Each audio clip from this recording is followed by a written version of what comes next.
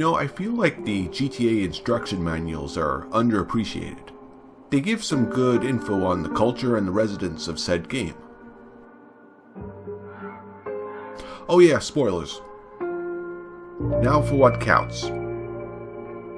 Where do I begin?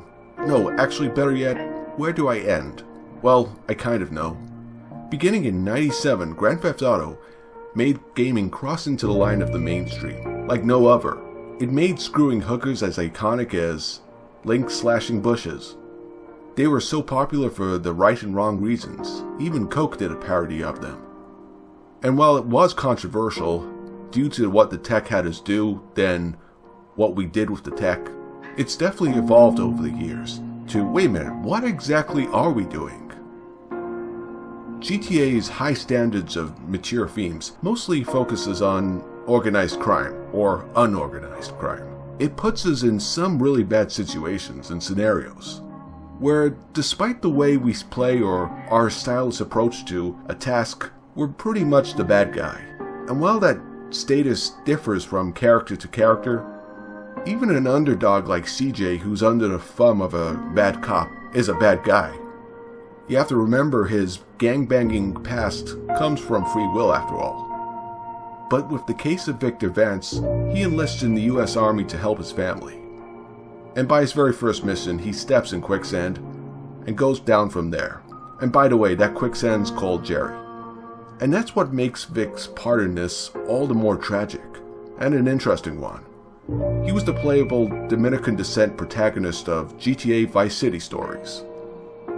Released in 2006, it was the follow-up to Liberty City Stories, returning players to 1984 lack of Anti-Paulette Vice City, and it was his very own story that had more meaning to it.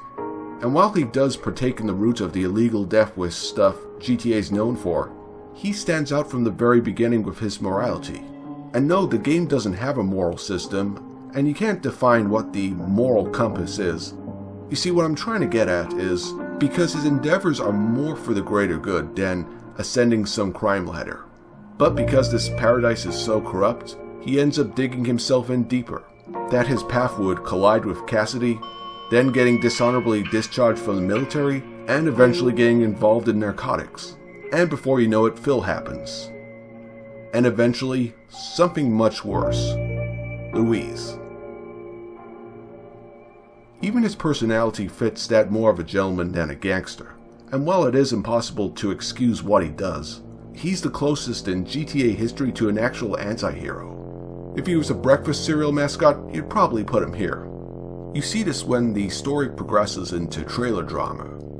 Things get a little disturbing with domestic abuse. When have you ever seen a baby in a GTA game? Even the Vance's mom pops up to make things a little bit more uncomfortable, and not even the good audio dosages of Paradise FM can make things feel better.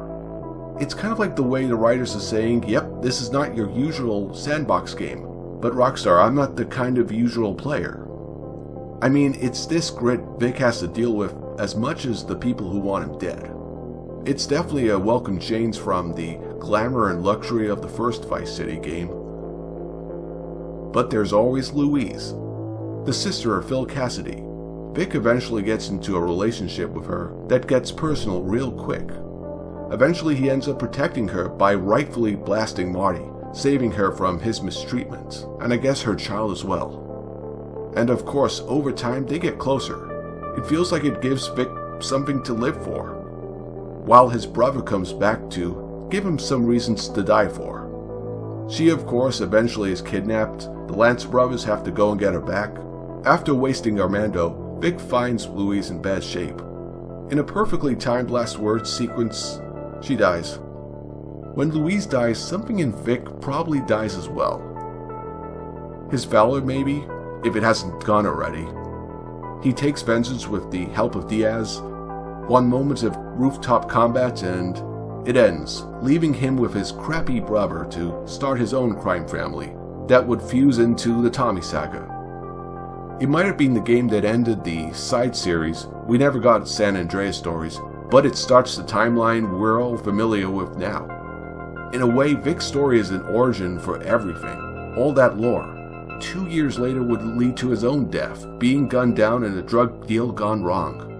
And also what good goes down with him. And his death kind of feels a little disturbing when you think about it. It's almost trivial. His life doesn't matter that much because he made it not matter.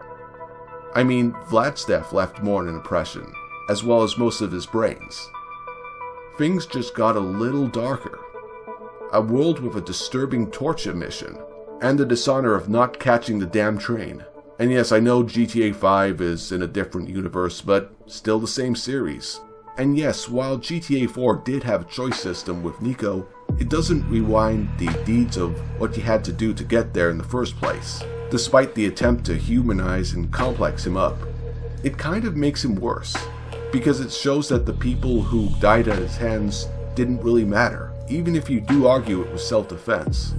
I could make this video kind of dated by suggesting GTA 6 could make Vic the precursor to a new protagonist. But that could date the video, but I realized I just did it anyway, by mentioning it. And while you don't know what to take from all this, I'm not giving you anything. It's just something I think back on with this guy. Ciao, I'm about to get a Coke.